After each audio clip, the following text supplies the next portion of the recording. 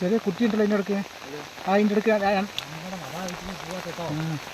രണ്ടെണ്ണം, ഒരു കുട്ടിയില്ല, രണ്ട് കുട്ടി. രണ്ട് കുട്ടികളാണ്. അതന്നെ ഇവർ പോവാത്തത്. രണ്ട് കുട്ടികൾക്ക് മൂന്ന് അപ്പുറത്തുനിന്ന് 3 കുട്ടിയാകുമ്പോൾ 3 ആനയ്ക്ക് 3 കുട്ടിയോ? 3 കുട്ടികൾ. എന്താ പന്നിക്കുട്ടി പോലെ നമുക്ക്.